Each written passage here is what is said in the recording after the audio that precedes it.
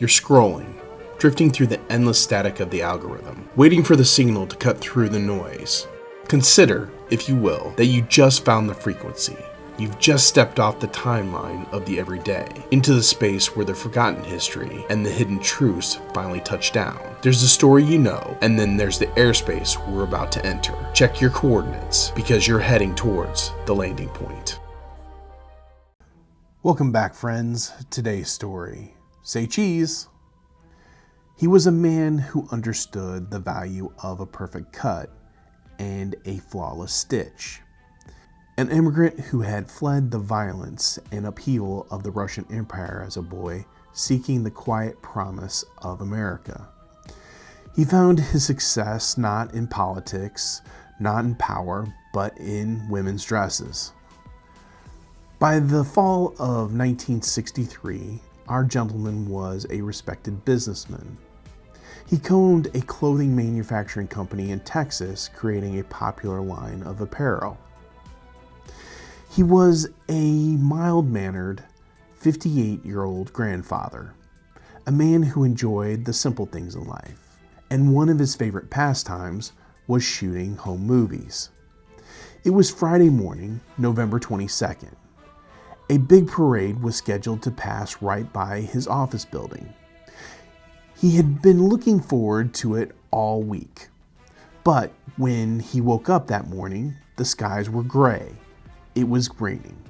Deciding the gloom would ruin the lighting, he left his prized possession, a top-of-the-line 8mm Bell & Howell Zoomatic camera, sitting at home. He went to work. But by mid-morning, the Texas skies did what Texas skies often do. The clouds parted. The sun came out blazing.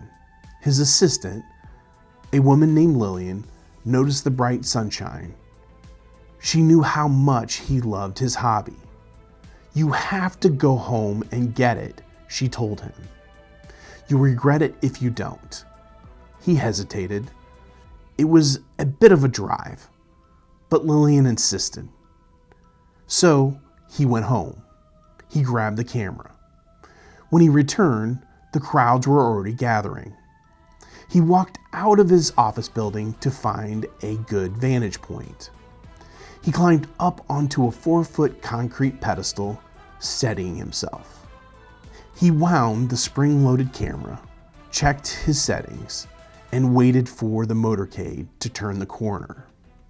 He expected to capture a wave, a smile, a joyful piece of history for his grandchildren. Instead, he captured a nightmare. In exactly 26.6 seconds, just 486 frames of silence, color film, this dressmaker recorded a tragedy that would shatter a nation. He was so traumatized by what he saw through the viewfinder that he stumbled down from the pedestal, weeping, screaming to anyone who would listen. They killed him. They killed him. Within days, his little home movie became the most sought-after piece of evidence in the world. He sold the rights to Life magazine for a staggering sum, giving much of the money to the widow of a policeman who had died that afternoon. But he had one strict, unbreakable condition for the magazine. He demanded that the most horrific moment of the film, a single devastating frame, be withheld from the public. He refused to let the world see it. He didn't want the grieving First Lady or the American people to suffer the terrible nightmare that now kept him awake at night. In fact, the trauma of those 26 seconds was so profound that this avid hobbyist, a man who loved capturing life's happy moments, never touched a movie camera ever again. The building he worked in overlooked the grassy knoll. The street below was Elm Street in Dealey Plaza. The man waving from the limousine was President John F. Kennedy. And that dressmaker, who only went home to get his camera because his secretary told him to, was Abraham Zapruder. And whether you realize it or not, this is the landing point. Viewers, thank you for watching today, The Landing Point. We really appreciate it. I'd like to take a moment to thank our sponsor, Roadrunner Real Estate. They are a full-service real estate company doing both commercial and residential real estate. They can help you buy, sell, or even lease your properties.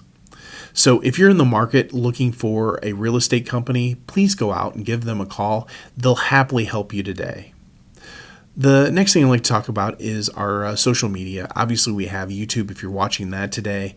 If you haven't done so already, please go out and subscribe. It is completely free to you. There's nothing that you'll be charged or your membership fees, but it does help us out so we can get our latest episodes to you quickly, and you can find out what's going on with YouTube.